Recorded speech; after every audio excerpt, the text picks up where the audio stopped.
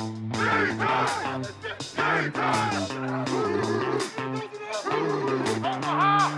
at him run. No good, he missed it. Are you kidding me? Touchdown. He did what? There are no flags on the field. It's a miracle. Play clock at 5. Pass is intercepted at the goal line by Malcolm Butler. That's got a chance. That is good. It's good. Holy Toledo. Throws to the back of the end zone, and it is. Kick is on the way, and it is good. It's good. It's good.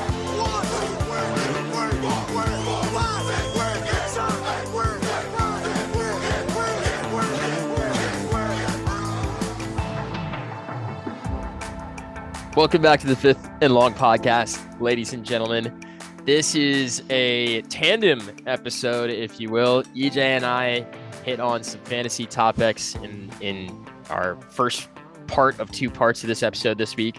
I say first part of 2 parts, but really this episode might be releasing first. Paul and I are on the show now. We're going to talk some training camp related storylines, things that we're looking at, whether it's teams that are blowing a lot of smoke, maybe some teams that aren't getting enough coverage, maybe some positional battles, holdouts, trade candidates, injuries, all kinds of things. So, Paul, my man, how are you doing? Are you surviving this late July Tuesday night?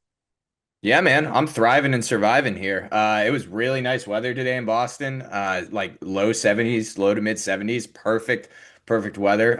Nice, got a run in, like just nice breeze going. It's supposed to be upper 90s later in the week, but today was a great day. Just great vibes, all around. Sucks that I have to work. I always kind of hate working on the summer days, but that is what it is. It was beautiful to be outside, so it's got me in a good mood for this podcast. I'm excited to talk some ball. Are you a cold or a hot lobster roll guy? Oh, hot for sure. Yeah. For sure. Yeah, that's the way to go. Now, Okay. I will say, Patrick, don't crucify me too much for this. I'm not like an overly huge lobster fan. I know it's obviously a staple up here in the Northeast. I definitely am going to prefer shrimp to lobster just about every time. Well, you're a Maryland guy, so you're probably more of a crabber, shrimp right? and crab will go over lobster for sure as well. Shrimp's my favorite shellfish, but then yeah, crab after that, and then lobster's somewhere third. But yeah, hot over cold for sure.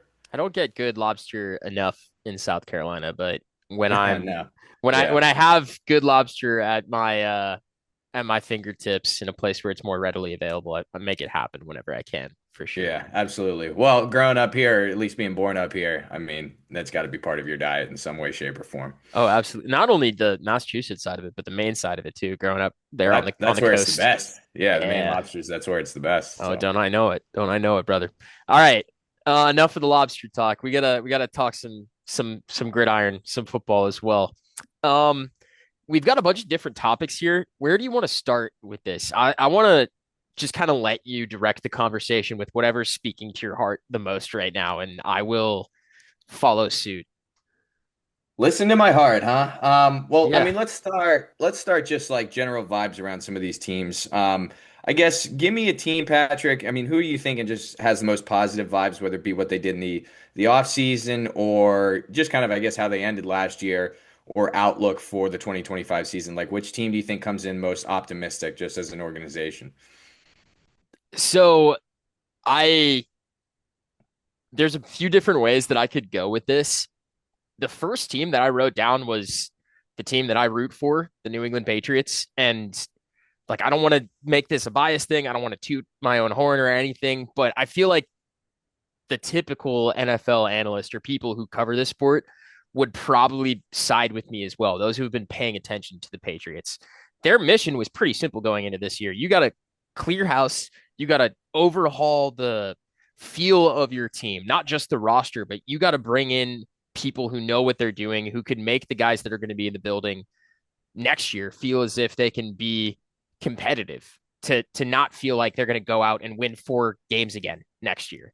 And they've done that. I don't know what the actual record on paper will be this year. I actually also have the Patriots as a team that maybe is getting a little bit too much hype going into this year. But as far as good vibes go, it's really hard to argue the fact that the vibes in training camp are probably higher than they've been since I think before Tom Brady's last season in New England. Because those last couple years he was there, the talk the entire time was, is this his last year? Is this Tom's last year? We got to get Tom more weapons because Tom's unhappy. He's going to leave. He's going to leave. And that was all anybody ever talked about. And now that seems like forever and a day ago. And we can kind of reset. And it feels like after Cam Newton and Mac Jones and Gerard Mayo, they're really trying to actually turn that page and start a new chapter. I don't know if it'll be a good one. I don't know what it's going to look like, but the veterans that they brought in, the changes to the coaching staff, the press conferences that I'm seeing where Mike Vrabel is like calling out members of the press for not being on top of their stuff. He's actually showing a spine, something Gerard Mayo never did as head coach.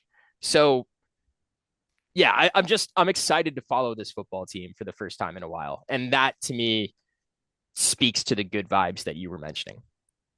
Yeah, I mean, I kind of see what you're saying, like about how in some ways it could be even more exciting than the final years of Brady's tenure, just only because, you expected greatness at that point. You always expected it to be good and you expected to win year in and year out. So it was And like, you also expected it to run out too. Like you knew it was sure. coming to an end. And yeah, this has the exact opposite perspective where there's still a little bit of unknown. So there's some excitement there as a fan, like, not knowing exactly how good or how bad you could be. Obviously you can be nervous about that, but you can be optimistic that, yeah, maybe you do have a new quarterback and you don't know what his ceiling will be. And they've made some offseason moves. I think that they've done, like you alluded to, what they needed to in the offseason, or everything that you wanted them to do at least. Brought in a wide receiving target, got the new head coach, got the old one who seemed to lose control of the locker room out. So, I mean, I could see that there for you. I definitely, not to allude to too much to one of our other topics that we'll do later in the show. I do think that they might be catching a little bit too much hype as well, but I mean, we'll see how things go there. I think that, the division outside of Buffalo, obviously, like there's room for movement up from the bottom where they were last year. We don't know how good Miami's going to be. The Jets, I still think will be kind of a dumpster fire. So, I mean, maybe there's a race to get in there to the second spot.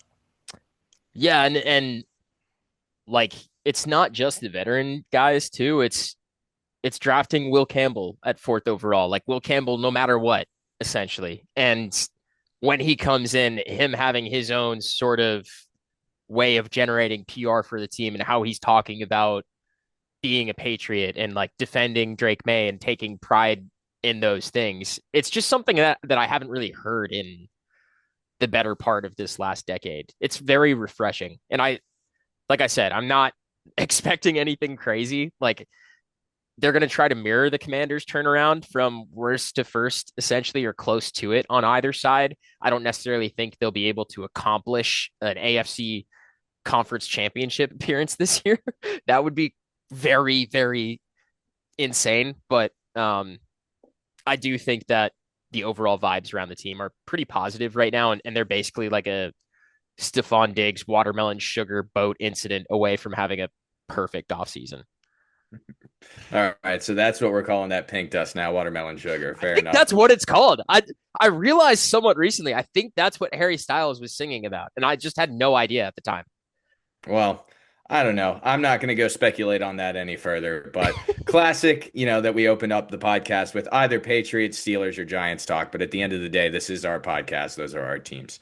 Don't worry, folks. I will not pick the Steelers as my good vibes team. Although I don't think vibes are bad there in Pittsburgh right now. Getting Rodgers signed, getting the TJ Watt deal done before training camp. So not that bad. The team that I actually think is has good vibes right now, I think that probably the mood is pretty high in Denver. You got to the playoffs last year with Bo Nix. There was some doubt as to whether he was going to be the guy. There was a quarterback battle last year between himself and Zach Wilson. So, I mean, there was at least some uncertainty that he would even beat out Zach Wilson. He's absolutely the guy. Sean Payton kind of seemed to have turned things around, obviously, after the Russell Wilson struggles. So it's a little bit of the same thing, Pat, right? Like they've gone through a little bit of a downstretch the last couple of years, started to come out of it this year, and now you actually have expectations. And I always think that that's kind of the most fun for a whole team where they now expect themselves to be good. They know that they can be. They sustained it for a whole season last year. And now it's about seeing exactly where the leap can go to for your second year quarterback in Bo Nix. I'm looking through Denver, sports talk really quick right now. I don't think there's any major contract holdouts or anything like that. So just I think all positive vibes generally in Denver, and we'll see what it turns out to be. That's another team that I think I'm not like going to be completely buying into yet. I got to see at least a second season out of Bo Nix to kind of crown him as yet definitely the future, definitely somebody that can win playoff games. Because at the end of the day, while they did make the playoffs last year, they got boat raced by Buffalo. A lot of teams do when you go into Orchard Park, but still didn't look super pretty there. So there's a lot of room for improvement. But Denver's definitely a team that leaped out to me where I'm sure that the fans, the organization kind of riding high after really what was an unexpected season of success last year. Denver was on my short list of 3 teams that I listed for good vibes. So I'm actually thrilled that you and I are on the same page for them.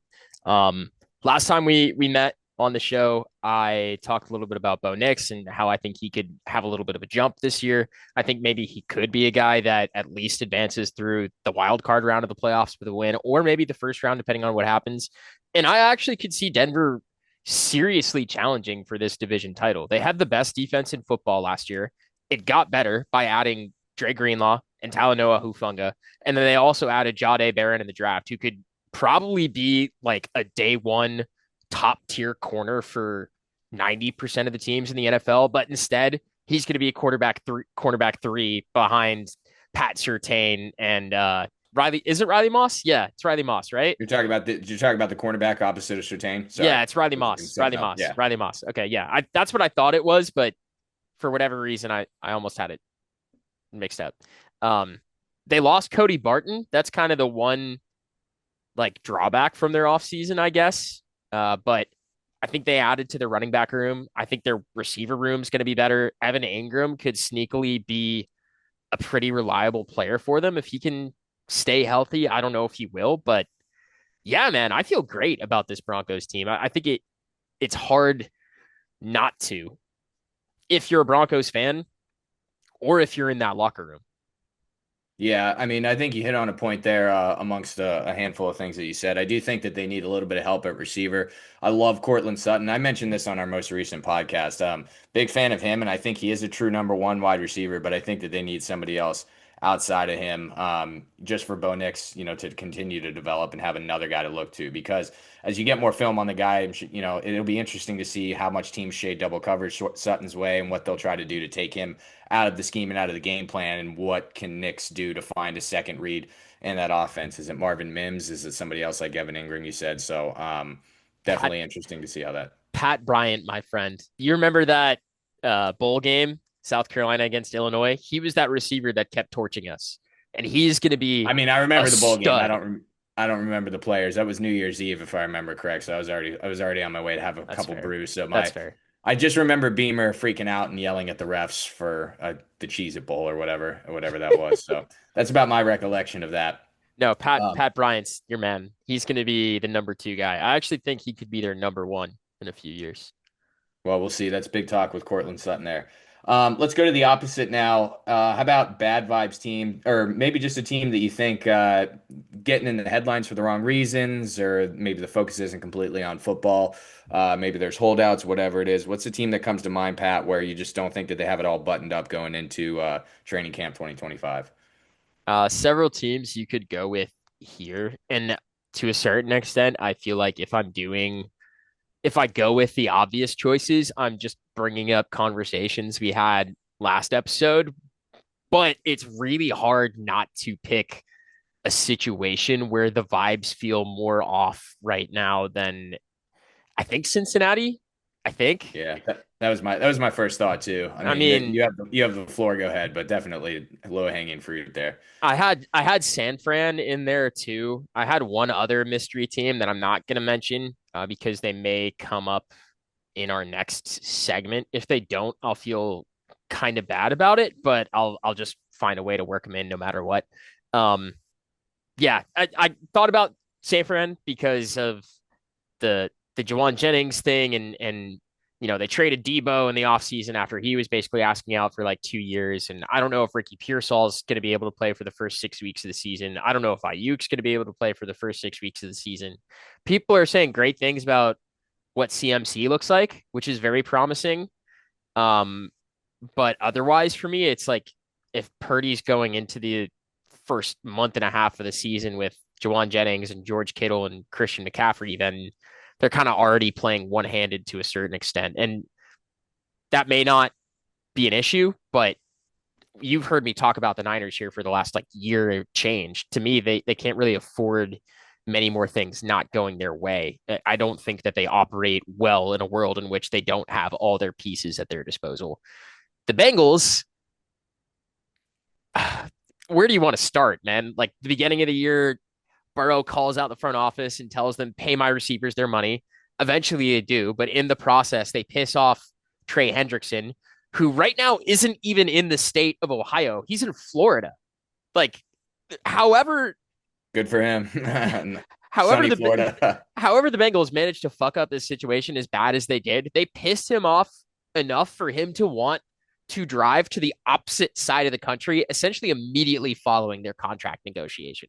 Not a plane. This dude drove. I don't know where he's Well, going. and you also, I mean, you know what that says. That says that the sides aren't even close at all. I mean, if No. they're close, he's still probably in the area or maybe doing like one of the classic hold-ins where he's still doing drills, but no non-contact or anything like that. But the fact that he's, thousands of miles away in Florida, I mean, they must be miles apart on the negotiation. And they still don't have the Shamar Stewart thing figured out either, which like there was a rumor circulating for a bit that maybe he was considering re-enrolling at A&M and playing for the Aggies this football season. That's apparently not possible. Or at least it's not the intentions of the player. I think he wants to figure out the situation. That's what his camp has said. That's what Mike Elko has said from A&M.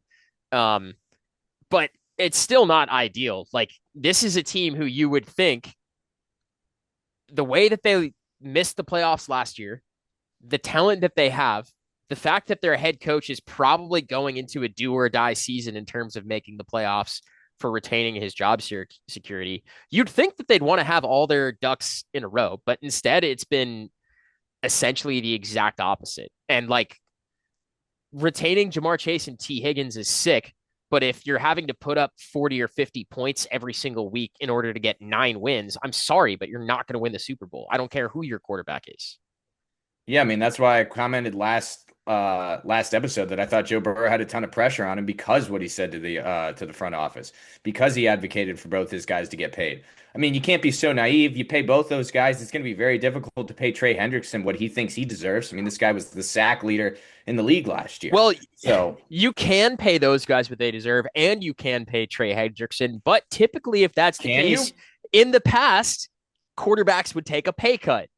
Burrow's getting paid $50 million or something. Nobody's doing that anymore. Yeah. Nobody's taking pay cuts. And I don't blame him, especially Burrow. Like you had essentially like a year and a half of good ball in college for one reason or another. You are by all means like a Mount Rushmore quarterback in this era, just with the guys that are in the league right now when you are at I your think best. that's still a little bit up for debate, but in terms of talent, not accomplishments, but talent. I still think that's up for debate, but I think that there's an argument to be made that he's not the top 4 most talented quarterback, but he's in the short list. We're getting, he's in the discussion. We're getting into semantics there, but I mean, seriously though, I go back to my point. What do you think? Like, you can't pay everybody everything. Like the cap is not endless in the NFL. I mean, you've got guys, Hendrickson's going to demand over 30. He's going to like 30, 35 million a year. I don't think he's going to get Myles Garrett money, but he's going to be doing something north of 30. Both the receivers got paid big bucks. I mean, Burrow's getting 50 million a year. Like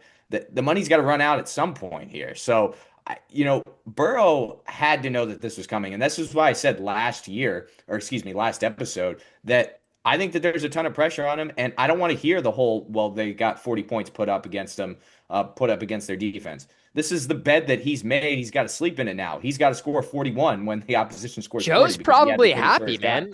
He's got his guys. He's got what he wanted. I'm sure he wants his defense to have his back too, but he wasn't. Fair enough. He wasn't. I just don't want to hear the excuses for him then when they lose 41-38. That's all I'm saying. I don't either. I'm surprised he wasn't in the same breath as begging the front office to keep Jamar Chase and T. Higgins. I'm surprised he wasn't saying the same thing about Trey Hendrickson. That's been your defensive leader for essentially since the last time you made the playoffs, since the last time you did anything.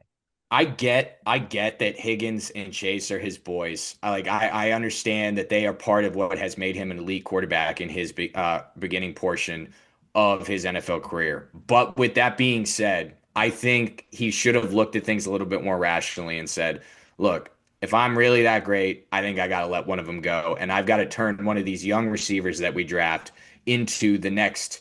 Maybe you can't turn him into the next Jamar Chase, but the logical thing to do is to let Higgins walk or trade him and try to have one of these young receivers that they draft either this year, next year, whatever it is, assume that role because Burrow is good enough to elevate a guy like that.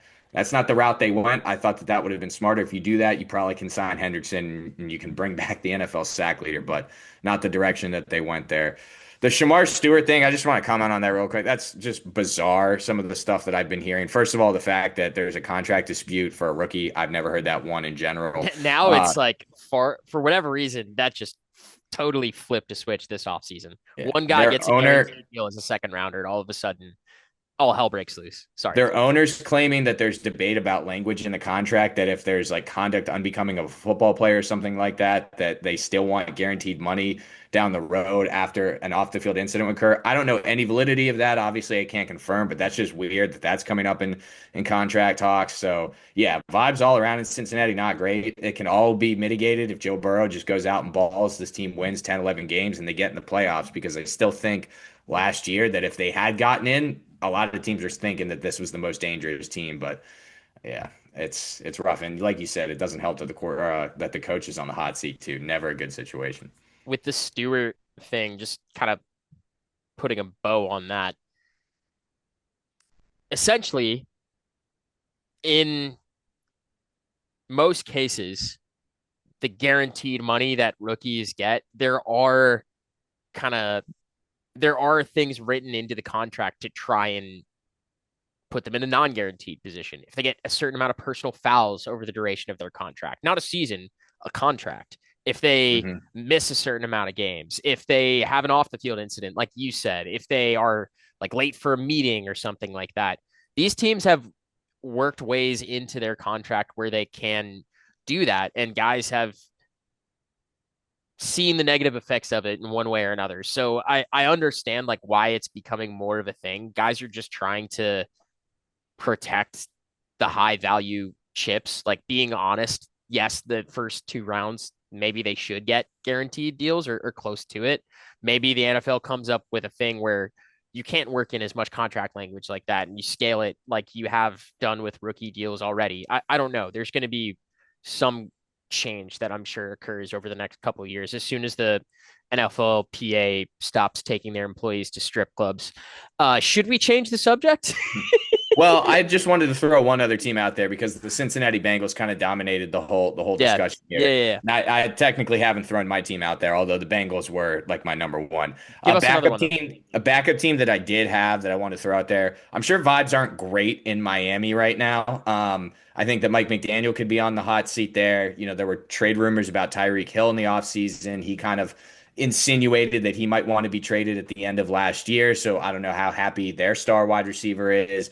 You know, you trade away Jalen Ramsey. Now you bring Minkah Fitzpatrick back. That's great, but that's a guy who wanted out of town in the first place anyway. So I understand that that was a different coaching regime and everything like that. That was under the Brian Flores era, if I remember correct. So that's just a little bit of an interesting situation there. And then there's always the concern around Tua's health. I just think that franchise could be headed towards, maybe it's a rebuild or maybe it's just a complete like facelift where, you know, they've already started to move some of the guys. If it's another rough season, they don't make the playoffs. I think that that's it for Tyreek Hill there in Miami. So I think that they're just one of those teams on the cusp of things kind of starting to get broken down and you know, divvied out, or however you want to phrase it. Yeah, that's a team where the vibes scale of 1 to 10 right now, they're probably like a 5 or like a 6. Yeah, like, it's not like, bad, but it's not great either. But it's like a 5 that's decreasing, you know. It's like last year vibes were probably like in the 7-ish range, and now like it's going down. It's going like down. And you're in sunny Miami too. This is like a 5.5 in Miami, except there's like a leaky Chernobyl reactor underneath Hard Rock Stadium. And Brutal. after 3 weeks, if they lose all 3 or 4 games in the first month, they could very easily be in a way worse vibe situation. That could go from a 5 or a 6 to a 1 in the span of like a month. Yeah, you'll hear some chatter definitely from a handful of players if things are going. Yeah, that's a team that relies on a hot start. A pun intended there, but that's a team that always gets off to a really good start. They play in the heat of Miami. They're usually better where the weather is really hot early on, and they kind of rely on that to supplement them when they struggle down the stretch when the weather gets cold. So yeah, if they start off poor, things are going to be really bad there. So. All right, yeah, plenty of teams I think that you could talk about for bad vibes, but those are some of the ones that really came to mind. And I did just want to float Miami because it's a team I've been critical a lot of, especially the head coach the last couple of years. Um, all right, Pat, how about we get into let's get into you want to go into a holdout or a position battle talk next? I could go either way. Let's do position battle. All right, fair enough. I'll kick this one off, honestly. I don't know if this would have been on your radar, but this is definitely the first position battle that comes to mind that I'm most intrigued to see how it plays out. Believe it or not, and it's good, maybe it's bad that EJ's not here for this one. I really want to see who wins the job in New York for the quarterback position. I think EJ thinks it's kind of a slam dunk with Jackson Dart. Maybe that's how Giants fans are thinking. I don't think it's a slam dunk. Obviously, I don't really think Jameis Winston factors into the quarterback conversation here for at least who's going to start. But it's an interesting conundrum, I think, that the front office and that the head coach have, where I think everybody's kind of on thin ice there with how things have gone and how things went with Danny Dimes. You already lost with somebody that you gave a big contract to that you thought could have been the franchise quarterback. Things kind of failed and fizzled out there. Do you want to go with the guy that might be more likely to win you like 8, 9 games and get you to something that looks a little bit more aesthetic in terms of a record in Russell Wilson? Because I still think Wilson's capable of doing that. I think he's capable of playing like league average football ish. Or do you want to go with the guy that you're banking everything on for the future in Jackson Dart? And when I say banking everything for the future on, yeah, the Giants could suck this year and they could draft a quarterback next year. But Dabble and this regime specifically, Joe Shane, general manager, they are banking on Jackson Dart because I think that this is their last chance at a quarterback. If it doesn't work out, I think that they're on the outs. And so that's what makes it interesting here. Do you go for the immediate success to try to live to fight another year, basically? Or do you actually make the decision that you think, is Dart the guy? Should we just start him because it's better for the franchise long term when you might not be able to see the results and the benefits of a long term decision like that? So that's what I'm really interested in there. Maybe somebody dazzles at camp and it becomes an easy decision, but I just don't know where their headspace is going to be at with that. So I think we've talked with EJ about this on the show a little bit. And if I remember right, I'm pretty sure he was anticipating Russ being the quarterback, at least to start the year, which that's kind of where my head's at too. And I think it's not quite going to be the Drake May plan, if you will, where it's like if we get, let's see what happens. We get to 0-4, or let's see what happens first. We get to 0-4, or Jackson Dart starts.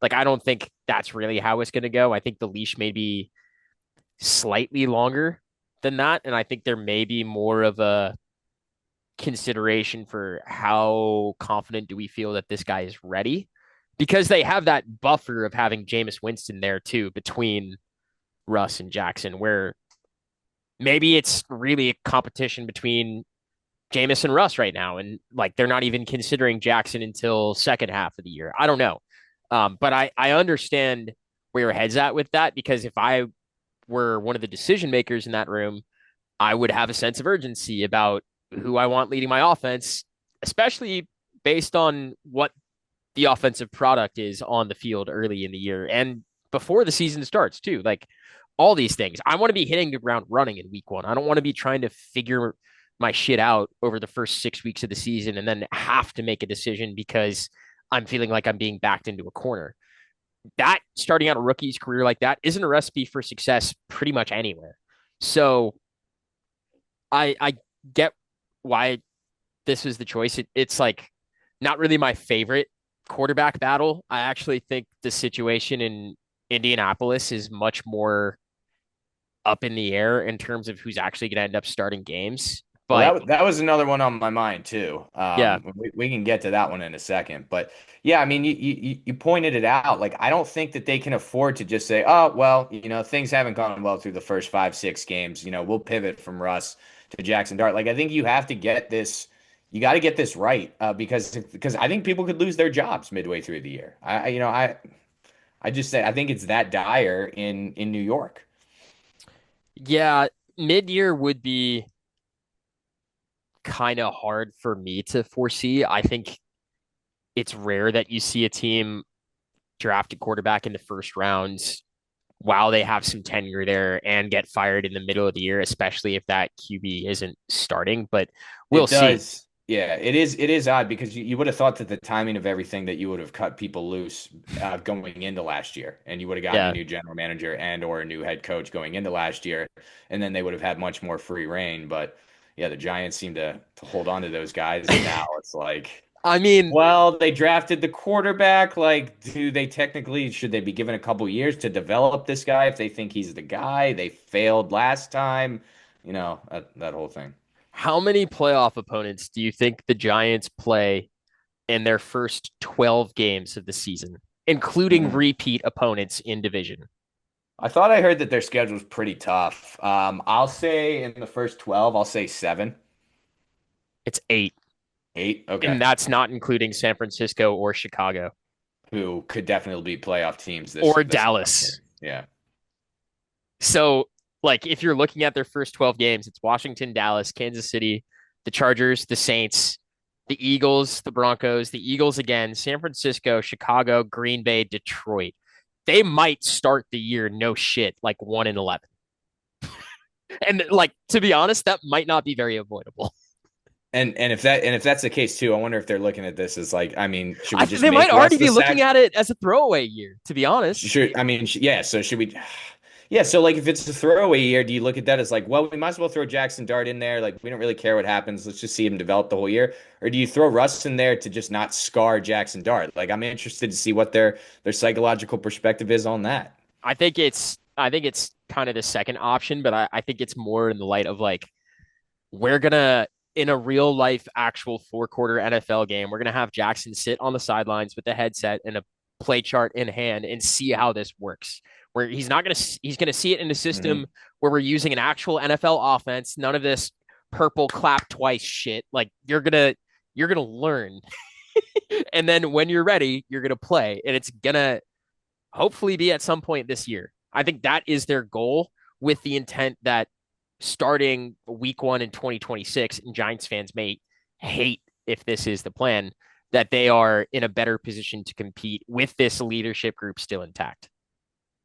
Well, we'll see. I mean, I think that if that's the case, if the season plays out like you've dictated it, whenever Jackson Dart does come in, he better show a lot of flashes. Because if that's the case, if they have a really bad losing record and he comes in mid to late, through the year, the only way I think some people are getting their job saved are as if he shows flashes immediately right away. And they're like, hey, look, see, we're just going to go to him next year. And that's the guy we drafted. So. I think it actually, a lot of it will depend too on what their defense looks like how impressive that front four really is that they're going to be relying on. If those guys and the additions to the secondary can prove to be worthwhile additions that improve the group, and maybe they're playing more games that they're losing by 1 score instead of by 2 or 3, maybe the win-loss record doesn't matter as much as you may think. That's again not like the ideal way of thinking when you're trying to build a winning football team and you haven't had one in almost a decade. But I don't know, like they're not in a perfect situation right now either. They have to either find a way to make something good out of what they got or recognize quickly that they need to be in a different situation and find a better one without totally imploding. Yeah, I still think it comes down to the quarterback showing flashes. I mean, he is a first round pick after all, but it's also weird too in the sense that he was their second first round pick. So it's like you are tied to him, but I mean he's a late first round pick. That doesn't necessarily mean that you can't draft somebody in the near future. So just a lot of things to swirl around and to consider there, and I'm just interested to see how they approach that. You alluded to it earlier, Indianapolis, they've got a quarterback battle going on there. You want to touch on that one a little bit here too, because I was interested in this position battle here too. I don't want to spend a lot of time on it because it actually would not have been my choice for my favorite positional battle, but it was. This was the team I was talking about earlier with the bad vibes team that I was thinking about using as a in a different group. Um, and I don't actually think they have terrible vibes around the whole of their team. It's really just a situation where I would assume that if you are a non-quarterback in an NFL locker room, you are a player on that team. If you and let's say 49 out of the other 52 guys in your 53-man roster have no idea who's going to be throwing footballs for you for the next 4 or 5 months, you probably don't feel great. You probably feel like there's a lot of pressure on you to do your job right, which makes things more difficult everywhere. And from what I've heard, at first, Anthony Richardson and Daniel Jones are both there, and Anthony Richardson looks terrible. And then Anthony Richardson gets hurt. He goes take some time off. Daniel Jones is taking reps. He does not really impress that entire time that Anthony Richardson is hurt. He's doing okay. He's, he looks all right, but nothing for them to feel excited about. Anthony Richardson comes back, and people are saying, well, this could still be Ant's job. But he is so bad again when he comes back that once more people say, no, it's probably Daniel Jones. Nobody's actually winning this job. In fact, both guys are trying to lose it. That's their problem right now. And if that's what happens, they're going to end up with a top 5 pick, which, I don't think they're that bad of a team. I really don't. They have some pieces to be 500 or better. They were just that for last year, a couple years ago. They've been frisky the last couple years, but they're just not. If those are the two guys they're picking between, unless one of them magically figures it out in the next 5 or 6 weeks, they're gonna be in a tough spot starting the year. Yeah, the both guys trying to lose it is a good way to put it. I think ultimately this is going to be Richardson's job unless he's not healthy enough to go. Because first of all, keep in mind the guy has still not technically, in terms of number of games played, he has not technically played a full NFL season.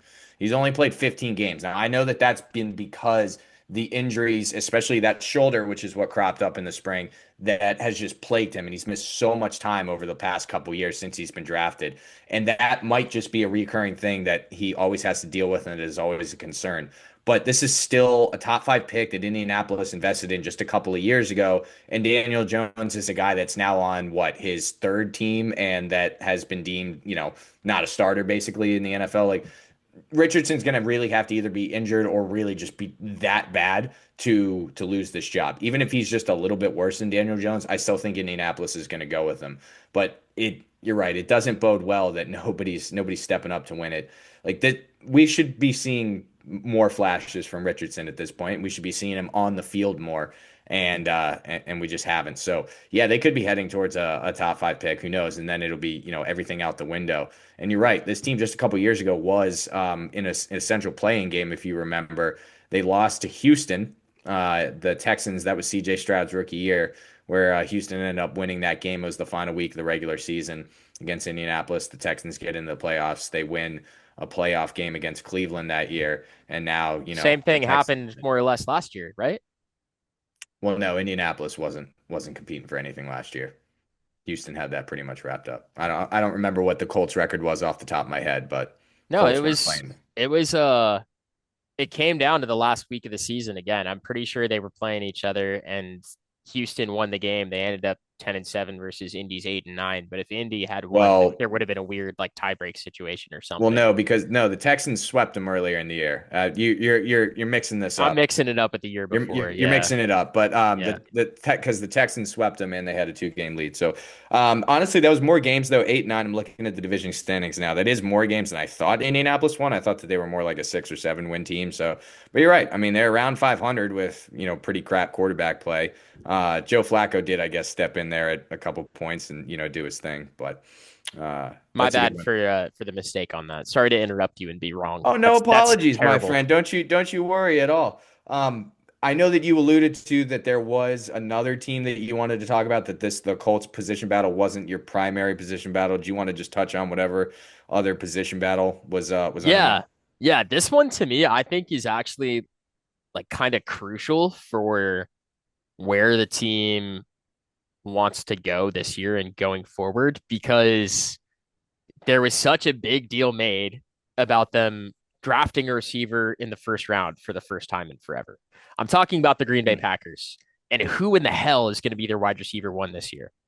If you remember, on this show at some point last year in preseason, I made the argument that Green Bay's receiver room was awesome because they had a bunch of guys who have the potential to be number twos or number threes. Since then, a lot more of those guys look like number threes or maybe even number fours.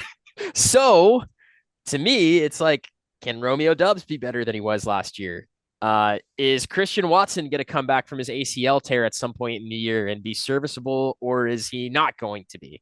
Is Matthew Golden going to be a pretty good, if not great, first year guy in the league as a first round pick receiver? How's Jaden Reed going to look? Is Tucker Kraft going to be a guy who gets the lion's share of targets? Is Dontavian Wicks finally going to jump off the map like people have been saying for a couple of years? To me, there's a lot of question marks, and they're just, it seems like LaFleur and Love are both desperately waiting for somebody to break out, and it just hasn't happened yet. And after a certain point of it not happening, you have to question if maybe what you have is just what the ceiling of your guys are. And if that's the case, you're probably not good enough to be a Super Bowl team. You may have some other really good pieces around you, and you may have a very talented quarterback, but you're going to need something more. You're going to need an X factor for your quarterback to get the ball to on third downs and the red zone and other situations.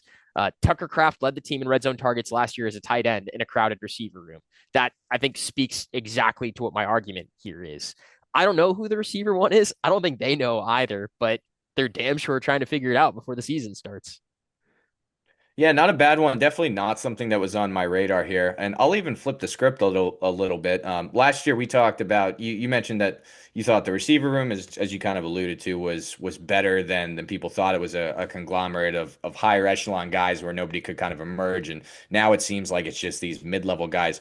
I think it can also go hand in hand with the quarterback play. We saw the quarterback play from Jordan Love deteriorate kind of towards the back half of the year, at least after Toyotathon was up, and he didn't quite ascend to that level that I thought that he was going to last year. Now I still think he can and will do that. I think he's that talented. But if the quarterback doesn't step up and move on to the next level and reach a more elite tier at his position, that's going to trickle down to the wide receivers as well. There isn't a Devontae Adams, I don't think, in this group like Aaron Rodgers had. But great quarterbacks can turn average wide receivers into stars. There was Greg Jennings, there was James Jones. All those guys had good years with Aaron Rodgers because Rodgers was an elite quarterback thrower. So maybe Matthew Golden is the guy that can separate himself. That's a good call there. I'm interested to see that as well. I don't know. I think and I think it's okay if nobody's like a true stud per se, as long as multiple guys elevate their levels. Like if you see two or three guys elevate their level compared to what they did last year, and then I think that's going to be fine.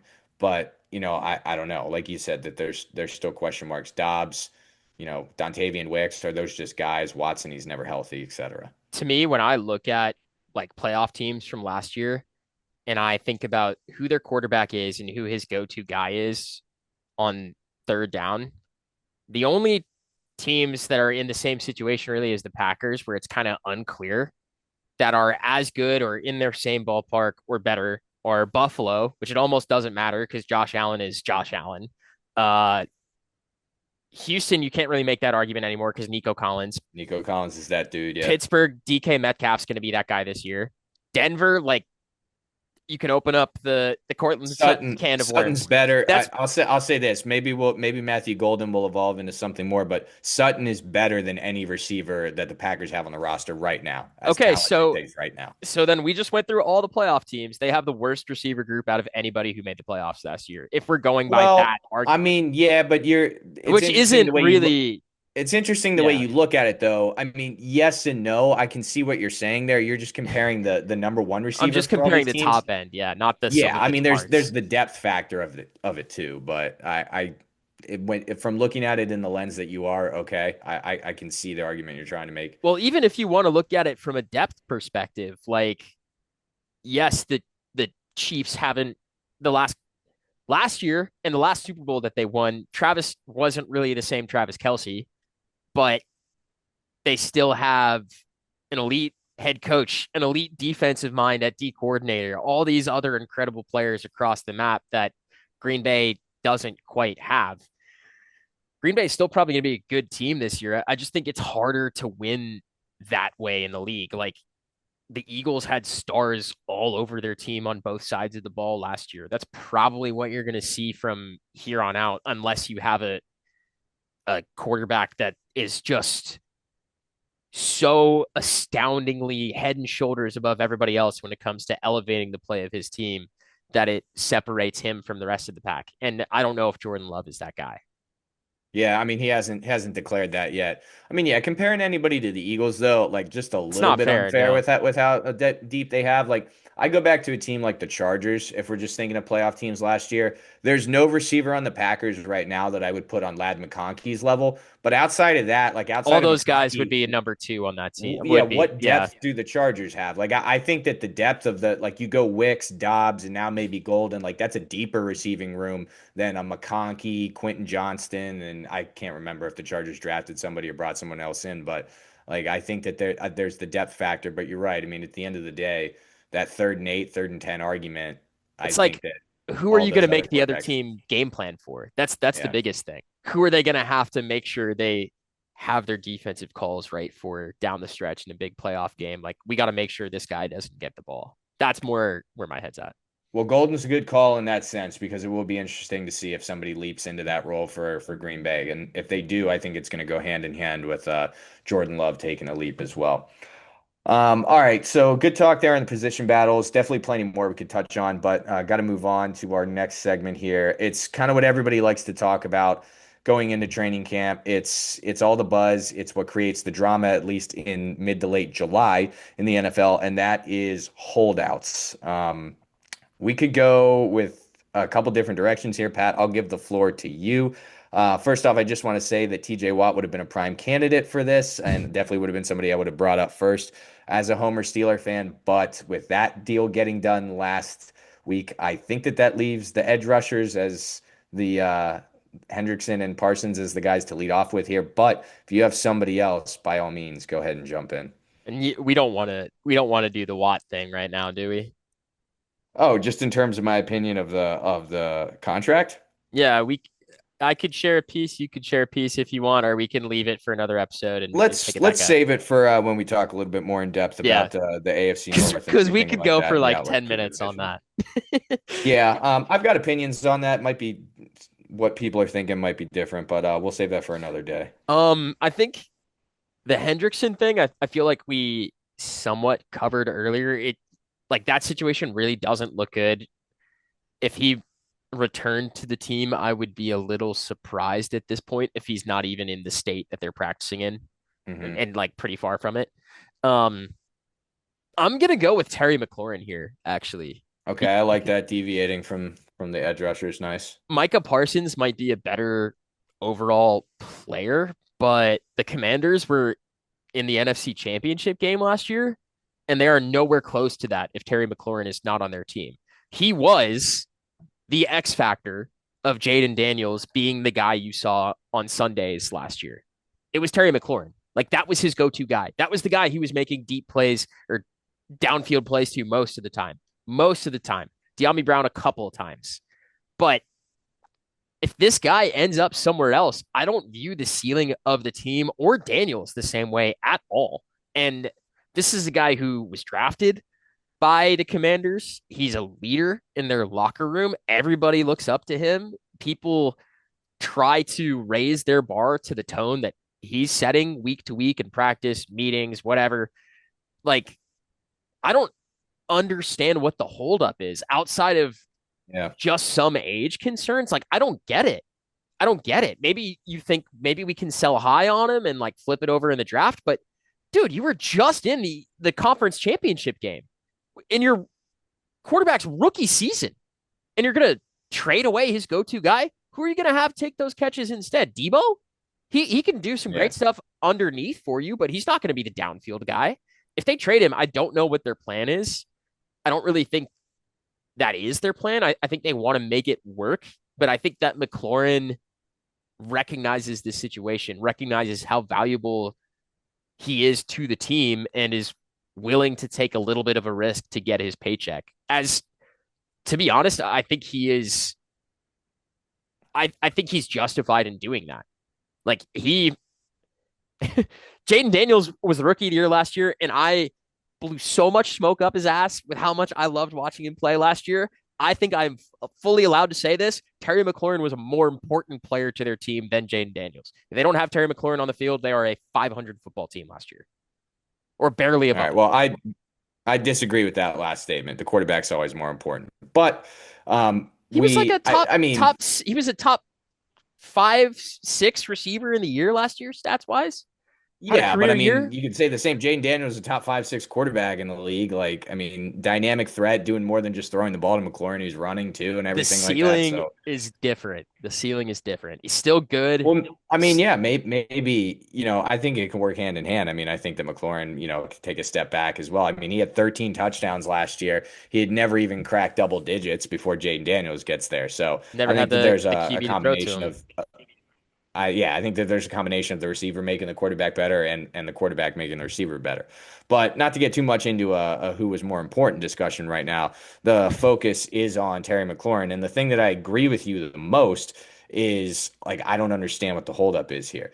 On some of these contract talks, like I can get it. Like, do you want to make the guy the highest paid non-quarterback in the league? Blah, blah, blah. When it comes to Parsons or Watt or somebody like that, do you want to allocate that much money to defense when this is an offense first league? But here, I mean, you have a guy that is, yeah, I mean, he's not a spring chicken per se, but he's 29. Like, I mean, you could still give him a 4-year deal, 4 or 5 year deal, something like that, and he could still be good for at least like the first 3 years of that.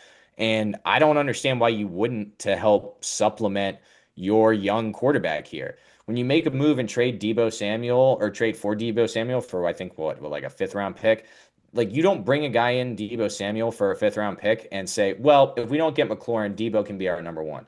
No, no, no. I like Debo's dynamic, like you said. He's not a true number one wide receiver in this league. At least he's not now.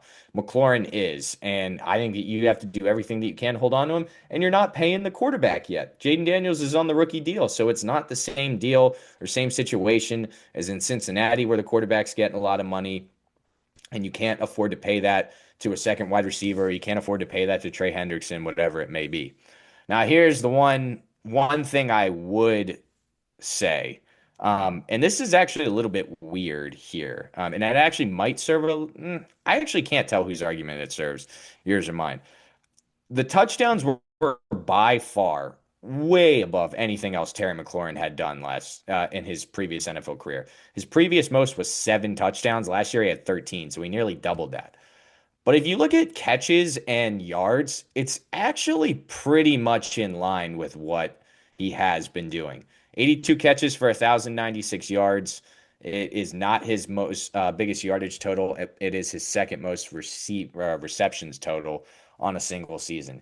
You could make an argument that throwing the touchdowns out, that it was actually a typical Terry McLaurin season. So I don't know if the front office is looking at that and saying, well, like you didn't actually get that much better. You just had more touchdowns with Jaden Daniels or what. But I'm trying to grasp at straws to figure out what their argument might be. You pretty much, I didn't mention this, but yeah, I think that there is another level of production that Terry McLaurin can achieve as a number one receiver in the NFL. And I think it's kind of a situation where, as Jaden Daniels goes, he could go. How high can Daniels soar? How much talent does he have? What is his ceiling of his ability? If he can, you know, go even better than he did last year, then I'm sure that McLaurin's numbers will look better. I would be kind of shocked if those things didn't happen in accordance with each other, whether it's next year or, a couple of years from now, as long as they're on the same team. Yeah, it'll be interesting there. I think that they got to figure that out, and I think that they will. I mean, ultimately, like I said, you're not Yeah. paying the quarterback yet. I think they'll find a way to get done. Like you don't get to the NFC Championship game and then be like, eh, we're not going to pay one of our most valuable offensive weapons. Like that doesn't make sense. They'll figure it out eventually. The other team in the NFC East, of course, they are in a contract dispute. And I mean, I have to bring it up. I know it's Micah Parsons. I know it's the obvious one, but you going with Terry McLaurin. We've already talked about Hendrickson. Got to bring up Micah Parsons here.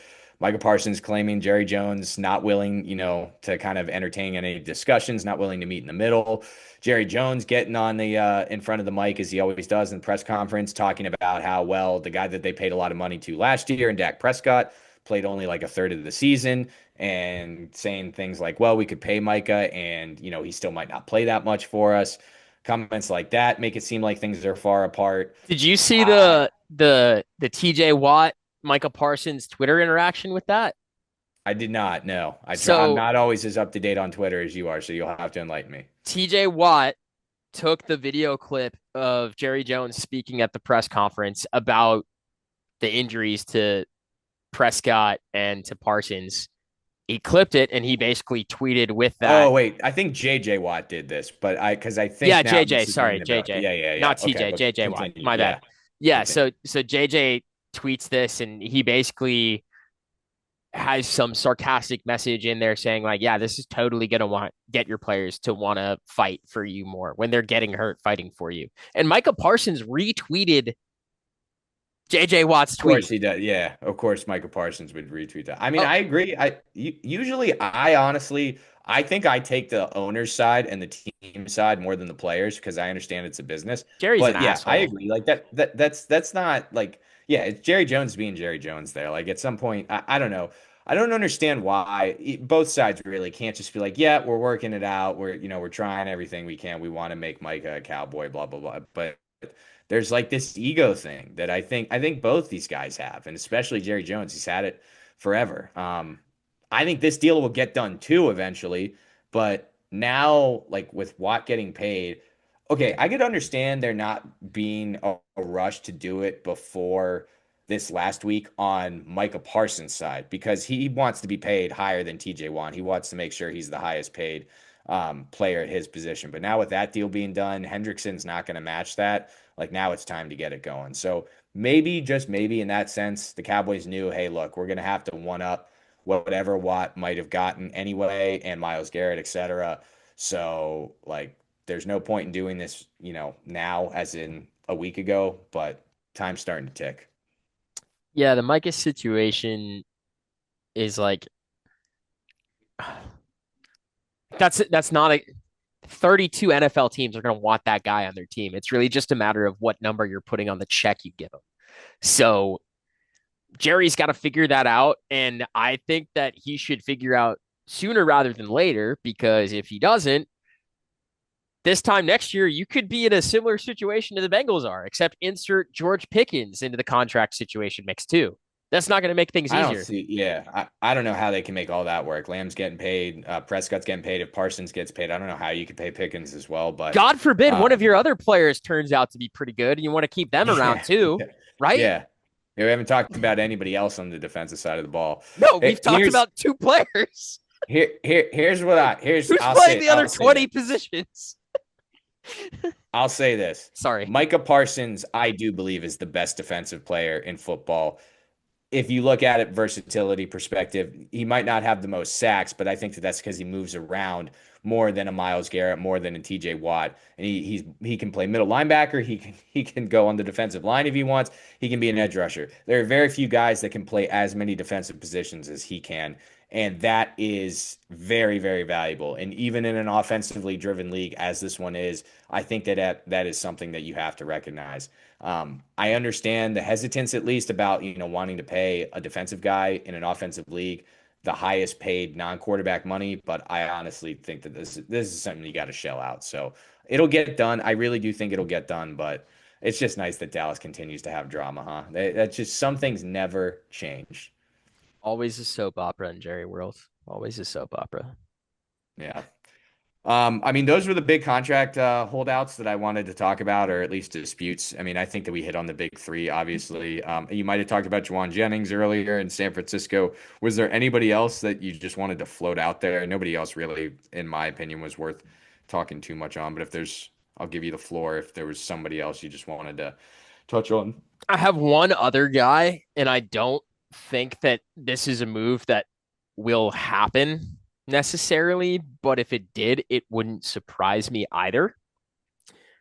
The reason why it would surprise me would be because this team has uh, made a reputation for coming short in the last several years when it comes to earning a ticket to the Super Bowl. And they have a quarterback with multiple MVPs in Lamar Jackson, and they've been loading up on the defensive side of the ball. They added Jair Alexander. They hit on the draft a couple of times on the defensive side of the ball. But I think Mark Andrews could be a sneaky Mhm. trade guy before the season starts. Isaiah Likely was awesome last year. Mark Andrews was phenomenal the second half of the year and actually has some tight end numbers that suggest he could be due for a very, very big season this year. But he also makes it a decent amount of money. His contract's up after this year. I don't know if they're going to be able to retain him for what he's going to command, especially when they have Likely on the roster. So why not flip him for a little bit of capital that you can use to either get a big name receiver at the deadline or draft somebody else next year to replace or fill in that position in the offense in some way, shape, or form. I don't think it's really likely, and he was a really like popular name for something like this after his drop in the divisional game. But I don't know, man. I think both sides are better off if Mark Andrews is a Baltimore Raven this year. I really think this could be the year for the Ravens. They are also a team I think that's not generating enough hype right now. Like the what we saw from their offense last year with Lamar and Derrick Henry, if Zay Flowers can figure it out a little bit more and be slightly more reliable, if Andrews can stay healthy for the year, if Likely is as good as he was last year, and not to mention they added Jair Alexander to their already amazing defense, plus their rookies on the defensive side of the ball are going to be phenomenal. This is going to be a good team, man. And like if I'm one of the cooks in the kitchen in Baltimore, I'm trying to make sure I do anything except mess with the recipe that I have. If there's some additions I can make to it to make the pot sweeter, I will, but I'm not trying to take anything out of the sauce. Yeah. Good call there. Yeah, definitely. I wasn't thinking too much about that, but Lamar's kind of only he's proved that he's only really ever needed like one legit weapon for a lot of his career. Mark Andrews was that weapon, but if Zay Flowers, I think he's the key. If he continues to evolve into a receiver that gets better and better, then maybe throw an Isaiah Likely in there as well to continue to develop. Yeah, maybe your need for Andrews is less. You talk about a bad vibes guy. You know, Andrews definitely, I'm sure the sting of dropping that 2 point conversion in Buffalo is still weighing heavily on him. Could have been the difference. I know that would have only forced overtime, but could have been the difference in them moving on to the next round and getting a rematch with Kansas City. Trade candidates here, I think that there's a lot of ways that I could go. I'm still interested to see. I am not buying that everything is sunshine and roses in Miami. I still think that there's a chance there's a Tyreek. blockbuster deal made for Tyreek Hill. I just went the comments that he made at the end of last year that, you know, he got to do what's best for his career. It's the first time he's ever missed the playoffs. And you see a guy like Jalen Ramsey, who I think was also asking for a trade. He got his. Jonnu Smith also leaves there and goes to Pittsburgh. Like, there are guys that were valuable for their team last year that are leaving. It doesn't like scream that Miami's committed all in this year and that they're going to be, you know, a team that's going to be competitive and do everything that they can to win. And I feel like if Tyreek Hill continues to sense that throughout training camp, who knows? He could be on the move if he continues to squawk. It might not be something that gets done before the season, but I could definitely see Hill getting moved before the NFL trade deadline at least. I'm not ruling that out. Dude, I can't believe I just had this thought, but going off your point of them not being fully committed to like buying or selling, them kind of trying to do deals where they're getting back something with whatever they're giving up. Hmm. What if they are the 49ers partner with Jawan Jennings? What if they try to swap receivers and like Well, I mix mean, around some picks too? San Francisco's gonna have to throw in a big time draft pick as well if it's gonna be a Jennings for Tyreek Hill swap.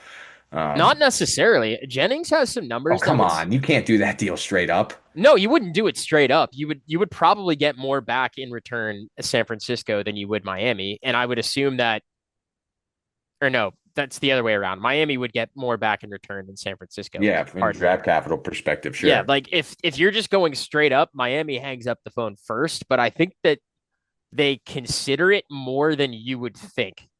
Like if you're just getting those guys this year, I think there is a chance that just with all the shit going on with Miami, like if you're I don't know. If you flip the situations, Jawan's going to have to deal with the same issues that Tyreek's dealing with there. So he could just as easily have his production hampered by whether or not Tua is playing. But if Tyreek is in that system in San Fran and he's healthy, my God, that would raise my eyebrows more than they are raised right now. Yeah, I mean, if Tyreek Hill goes to San Francisco, I mean, yeah, all bets are off. I mean, the Niners are back to, cream of the crop. I don't think that that will happen, No. but I mean, those are, it's also, consider this. McDaniel is a guy from the Shanahan tree, so I'm sure it wouldn't be too difficult of a transition to make for Tyreek Hill in that offense, at least. Um, Same for Another one, Jennings like, going back the other way too. yeah, another one. Just to throw this out there, now this is starting to become just kind of Speculation. having fun with it, speculation, just for fun type of thing. If you a team that could definitely use a second wide receiver that I already mentioned, a few minutes ago on the podcast, like if there's any way the Chargers could find a way to pull off a trade for Tyreek Hill, Oh my like God, yeah. that'd be so sick. You have Herbert throwing to McConkey and Tyreek Hill, that'd And be they insane. they actually have the cap space to make it work too. Like they could do it this year. That would be, I would love that just as much. And like, you could definitely, I mean, it's not like San Francisco would be a destination you like, would it be difficult to convince Tyreek Hill to go to? But think about this, leaving sunny Miami. Oh, you get to go to sunny LA. Like, I mean, come on. I don't know if that's I don't think you'd have to convince Tyreek to be up on LA. I think you'd have to convince Harbaugh to take Tyreek into his locker room. I think that's like what the the real yes or no would come down to be honest. I I think Tyreek Hill's the guy that if there's going to be a little bit of headaches, I think every coach is gonna take him. It's not gonna be too much convincing. He's one of those guys. His talent is still there. Where like you take if there's some off the field stuff like getting arrested before the first week of the season last year. There's some comments made post game. Like you deal with that because he's so talented. Getting arrested going into a game. And yeah, going into week one. That was Yeah. yeah, that was pretty wild. That was pretty wild. I remember that. Throwback. You forget a lot of the things that like happened early in the season. Like it feels so even in the season that like week one, like when you're in week 12, 13, like say preparing for the fantasy playoffs and all that kind of stuff, week one seems so far away. Wasn't It really does. wasn't there a meme out there with like Scotty Scheffler and Tyreek Hill in the same jail cell? I'm sure there was. Congratulations to Scotty Scheffler on winning the Open Championship this past weekend. But yeah, two guys. That's a good one. Two Jeez. guys being arrested before major moments in their careers. I had the 49ers receivers on my like murky injury outlook situation. I think we kind of lightly already went over that earlier, right? Oh yeah, from an injury perspective. Yeah. Yeah, pretty much. And the only guy I really wanted to touch on from injury perspective was a guy that we've already touched on, definitely in Anthony Richardson with that shoulder, that AC joint still being up in the air. So I have Tristan Wirfs on there, left tackle for the Bucks. He's probably one of the two or three best tackles in football, and he's on the pup list right now. If he misses the first 6 weeks of the season, Tampa's passing and running game will be worse. And like they're a pretty good team. I think that they could be if all pieces were healthy, they're a team that I think could be a sneaky team to threaten the Eagles. But if not, and they're starting out behind the eight ball in their division trying to play catch up, then I don't feel as good about them. Like that's a division that could be decided by like one game. And if you don't have all your best pieces for the first month and a half, that can cost you a game, maybe even two, that you really need down the stretch. Especially if it's your left tackle that's an all pro player at multiple offensive line positions. Yeah, well, and on the Buccaneers topic too, I think that not just worse, but like let's Godwin see, I mean, too. Godwin is a big one here. I mean, he had two ankle surgeries in the offseason. You drafted Mika Igbuka, like that's signifying. Obviously, part of that's because Mike Evans is getting up there in age as well. But maybe Godwin's not 100% ready to go, and maybe he misses time at the beginning of the year. You throw Wirfs in there as well. It's already a team I think that yeah, dealing with a little bit of the injury bug to start the season. So good call there. That kind of jogged my memory about Godwin. So Tampa's an interesting one to watch how things go down there in terms of injuries as we head into this 2025 training camp season. Do you have a team with too much hype you want to hit on? Well, honestly, Pat, I mean, we talked about it earlier. Pats. Like, I think it's your Patriots, and Yeah. let me just say this: I didn't want to get into too much of a back and forth No, I earlier don't in I the don't think you're episode when you wrong at were all. And I'll when you were probably say talking the about same it. things you do. I just want to temper expectations because this was still a bottom dweller last year, and I still think I've been kind of saying like you can only get so good in one year, and I don't necessarily think that Stephon Diggs is the master elevator of a receiver that he was, say, when he made the transition to Buffalo and kind of elevated Josh Allen's career. Like that was, I don't know what, 5, 6 years ago at this point, maybe more.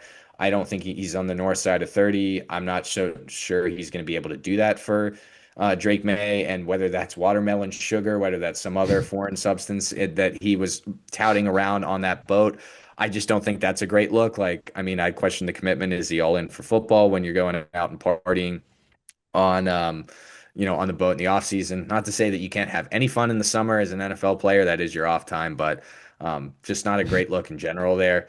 So we'll see. Those are just some of the questions that I have. Like if it really does kind of come down to Diggs for me, where it's like if Diggs is not this elite receiver still, which he's also coming off an injury.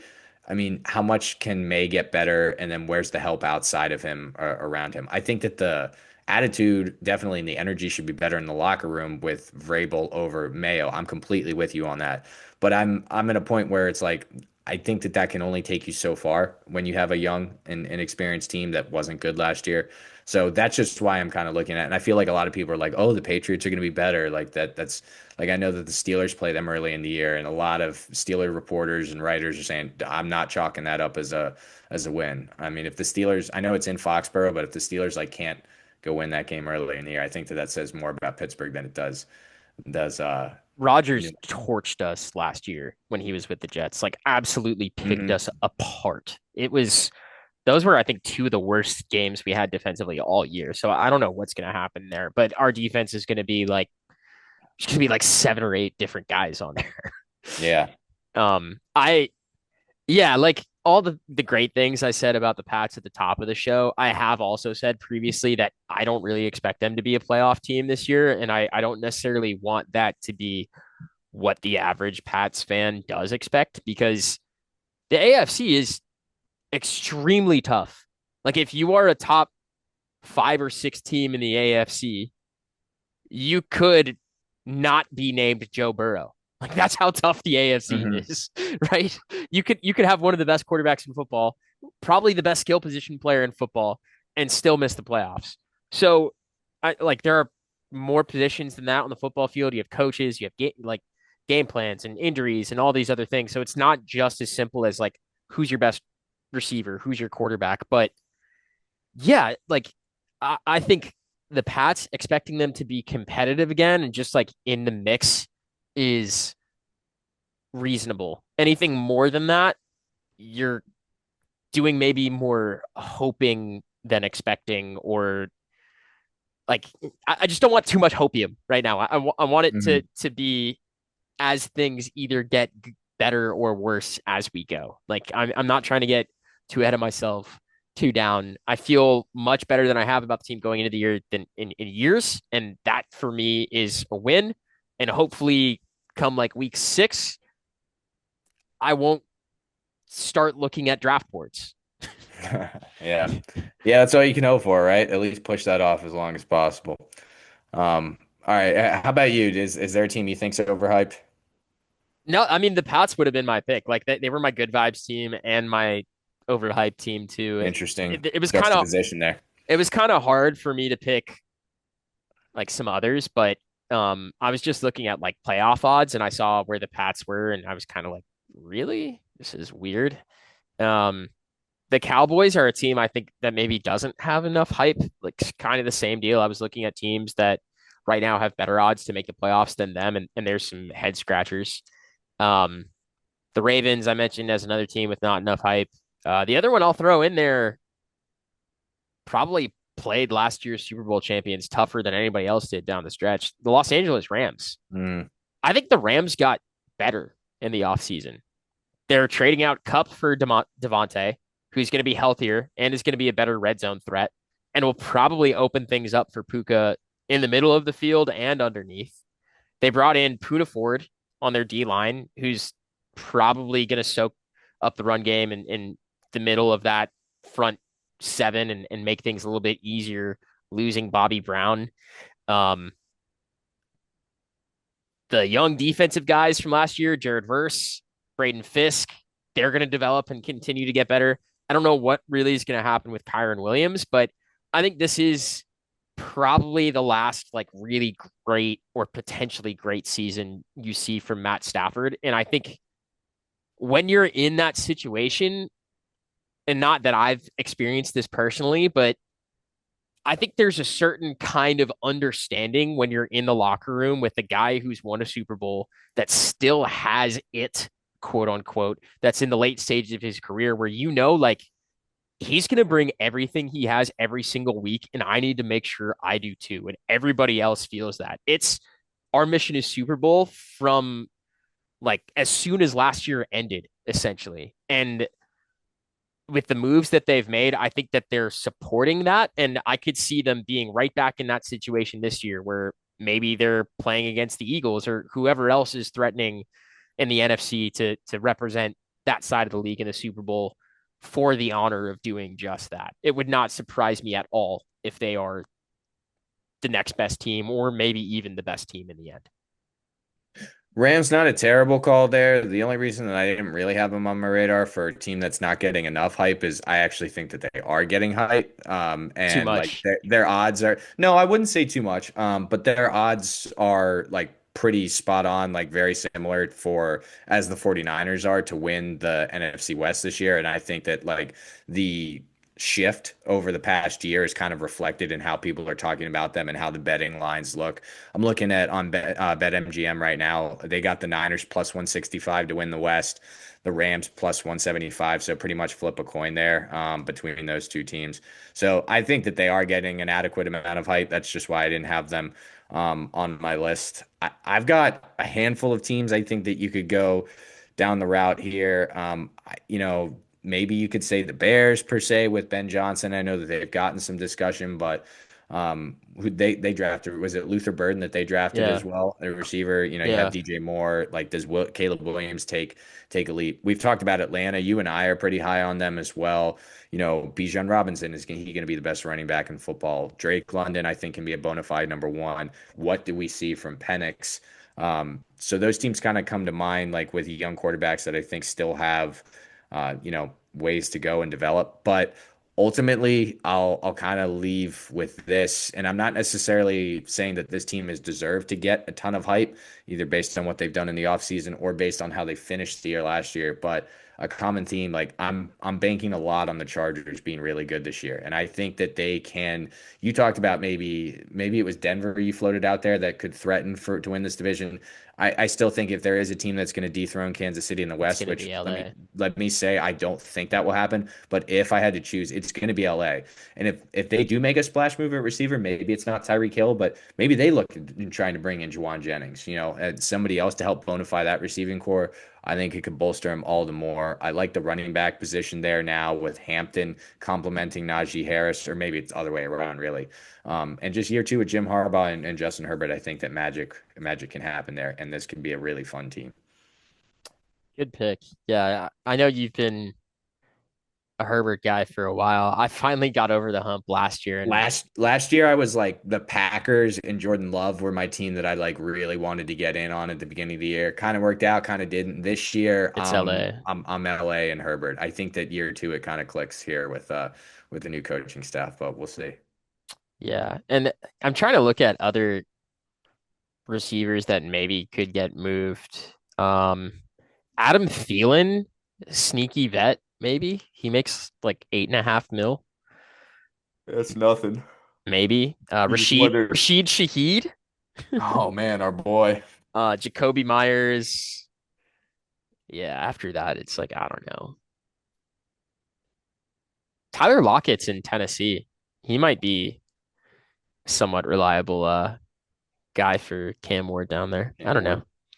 I don't know. Um, I don't have any Cam Ward insight here. That's I really don't know what to no, I expect mean from I them. saw I guess we do have to kind of talk about the number one overall pick of the draft going into training camp. Like I did see Levis is out with an injury, so it's pretty much Ward's I job. mean, it was going to Um, be his no matter Yeah, what, but yeah. which is good. I mean, it's good to not even have any pressure. Well, maybe it's good or bad to not even have any competition in the off season. I guess it's good from a lack of pressure perspective, but in the same sense, like lack of competition could be just as detrimental. But um, I don't know. Yeah, I mean that team. I think that they've still got a ways to go. That's not a situation I think where Cam Ward just jumps in there and he's like kind of saves and redirects the franchise like what Jaden Daniels did last year, so to speak. I just don't think Ward's as talented of a guy as Daniels, for example, and I think that there's probably more holes in Tennessee, but who knows? Tennessee maybe could bring somebody else in. I did look at Trey Hendrickson trade candidates if Cincinnati can't get a deal done. Tennessee was one of the guys on the list. I think it was a Yahoo article I was reading, so who knows? Maybe they're still looking to add or make some sort of move down the stretch, but we'll see. He'll be an interesting guy to look out for in camp. I guess how about we leave with that? Like, give me one player, Pat, that or maybe it's like one player storyline that you just want to keep an eye on for this upcoming training camp. Why don't you go first on this one? Because I'm sure you've got one Okay. in your back pocket. Yeah, I got one in mind. Definitely, this was one that I thought about coming into the pod tonight. I want to see what shape Travis Kelce's in Kansas City. Remember last year there was the thought that he was a little bit out of shape, a little bit overweight, was doing too much partying with Taylor Swift in the offseason, kind of came to camp not ready to go and not in football shape. And I want to see if that's the same case this year or if he's taking things more seriously because remember there was a little bit of doubt whether he would come back in the first place and he's back now. And I think that Kansas City, I would imagine that there's going to be this air about them where they understand, maybe we can't just kind of coast like we did last year. They still, granted, went to the AFC Championship again, won the AFC, but then they got boat raced in the Super Bowl. Like, I'm wondering how much of a wake up call that is for really everybody in the organization. And for somebody like Travis Kelce, who maybe this is going to be his last year now, I mean, how seriously are you taking it? And I think that kind of the perspective that I look at him and see what he's looking at. Obviously, everything starts with Mahomes, but after that, leader wise, it probably goes to, I guess, either Kelsey or Chris Jones, somebody like that. I think that that can speak volumes for the team's perspective and how motivated they are to get back to the top of the mountain where they were just 2 years ago before Philadelphia kind of dethroned them. Here's a Travis Kelce fun fact. Taylor Swift was going to re-record an album that she had previously written about her ex-boyfriend before Travis Kelce, but instead of doing that in order to secure her own rights back to her own music, she paid $350 million to her old record label to get those songs back in her name so that she could just enjoy her relationship with Travis Kelce instead of singing about her ex-boyfriend again. You didn't ask for that, I but I didn't, but I'm sorry. I just can't imagine paying $350 million for something that is insane. But good for Taylor. that's how much she loves Travis. She has $350 million to just say, She yeah. probably Just has way more than that. well, no, she does, but I'm saying she has $350 million to just throw around and buy the rights back like that. That's unbelievable. Yeah, Some people, all the money in the world. my girlfriend told me that that's something I should talk about on the show tonight, so I brought it up. Well, well done to work it in. It's Hey, kind of coming down to the wire there. we need the Swifties in our listener You're, base, you're man. you're just gonna have to tell her, you know what, honey? I mentioned it, but you gotta listen to the episode and not tell her at all where you bring it up, and she listens to the Perfect. whole thing. The whole thing. That's how you trick her into listening to us, Pat. Surprise. Yeah. Bury the lead. Yeah, if I was gonna pick one guy, one team, I mean, I think it's kind of a cop out, but like and I feel like I've talked about them so much, but really what I'm looking at the most is whether or not Christian McCaffrey is going to be healthy this year or if he's going to Good play. one. Because Yeah. even going into last year, we thought he was going to be healthy until like 4 days before the season started, essentially. Like they didn't tell us he was going to be out until he was out. I forgot about that too. That's a good call. Yeah. So I don't know. I just don't know. And if he's not out there, we already know what that looks like. So that to me is the biggest situation. I've heard good things. So I'm assuming he's going to be out there and he's going to be playing and he'll be Christian McCaffrey. But yeah, that's a big one. Quarterback situations we've talked a little bit about.